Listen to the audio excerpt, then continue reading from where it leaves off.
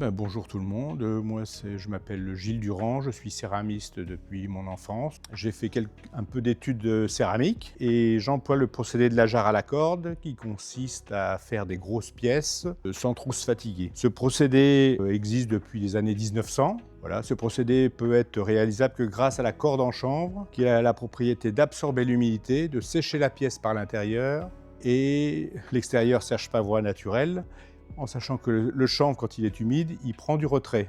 La terre, en séchant, prend du retrait. Ça fait un ensemble terre-corde qui va bien ensemble.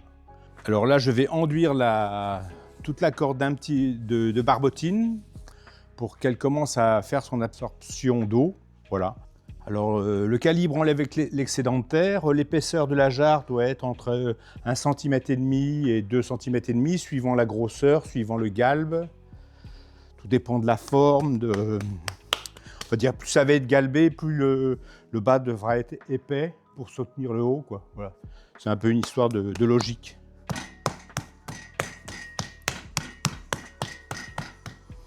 Et plus c'est fin, plus c'est fragile. Plus c'est fragile, plus on risque de le casser à la fabrication, à l'enfournement, à l'émaillage.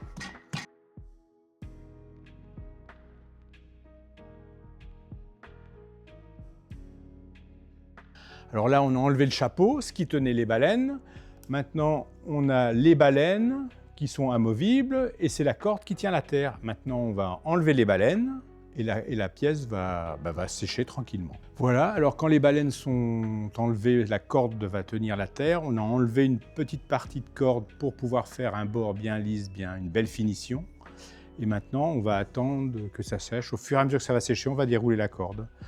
Pour la connaissance du temps qu'il faut, en fait, on met notre main contre, on tire la corde et si ça tire la terre, si on sent que ça tire la terre, on arrête. Et on revient 2 heures, 3 heures après, voilà. En gros, une jarre comme ça mettre entre 6 et 10 heures pour enlever toute la corde. Voilà, cette pièce va être cuite dans un four électrique. Je cuis à 1100 degrés, cuisson lente.